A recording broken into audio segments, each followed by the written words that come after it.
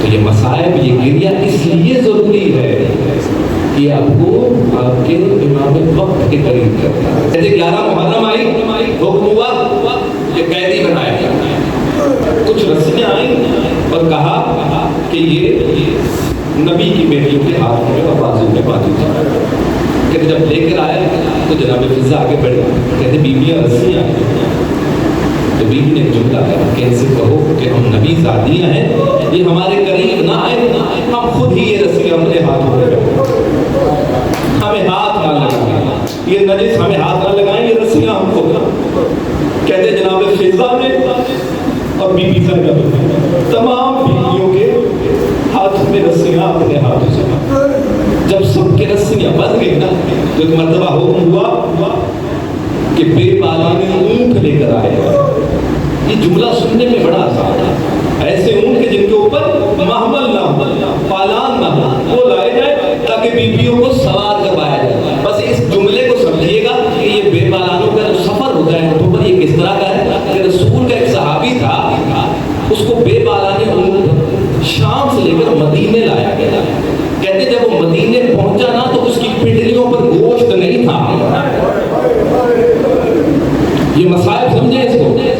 اور بیویوں کو اونٹ پہ بٹھانا، کہتا ہے کہ کر کے بی بی نے سب کو، جتنی بھی بیویاں تھیں سب کو بٹھانا شروع کیا. بیویاں سوال ہوتی ہیں. ایک مرتبہ رہے گی جناب فضا اور جناب زینب کبریٰ. بی بی فضا آگے بڑھ کے کہتی ہے زینب آؤ میں تمہیں سوال کرتا ہوں.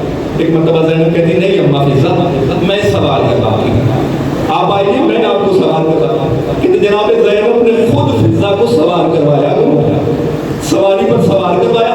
اب رہے گی جناب زینب کبریٰ. ایک مرتبہ جب سواری کے قریب آئی نا، اللہ جانے دل میں کیا آیا کہ نہر فرات کی طرف دیکھا اور حسرت کے کہا یا اب پاس مدینے میں بھی تو سوال کروایا، رستے میں جہاں بھی کافلا رکا تھا پاس تو مجھ زینب کو سوال کر آج ایک پاس زینب کی قربت.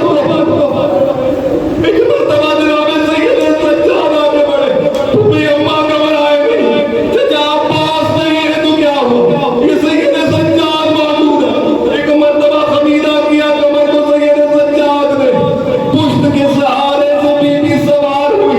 کہتے ہیں قافلہ آگے بڑھنے لگا. ایک مرتبہ جب مقتل سے گزرا نا تو سید سجاد کی نظر اپنے بابا کے لاشے پر پڑی، زینب کی نظر سید سجاد پر. دیکھا کہ سید سجاد پر غم کی شدت اتنی ہے کہ ہو سکتا ہے کچھ لمحے میں سید سجاد کی روح پرواز کر جائے. یہ جملہ کہنا آسان ہے جوان بیٹے کے لیے، باپ کی میت کو اس حالت میں دیکھنا. کہتے کہ یہاں یہ لگ رہا تھا کہ سید سجاد کی روح پرواز ہوگی. ایک مرتبہ زینب نے اپنے آپ کو چلتے ہوئے اونٹ سے زمین پر گرایا.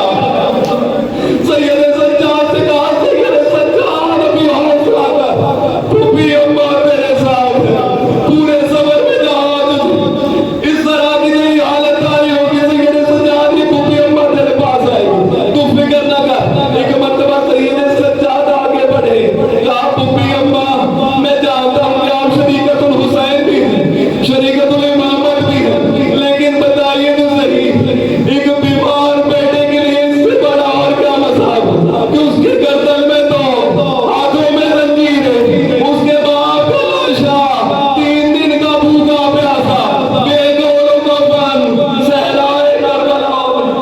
اللہ اللہ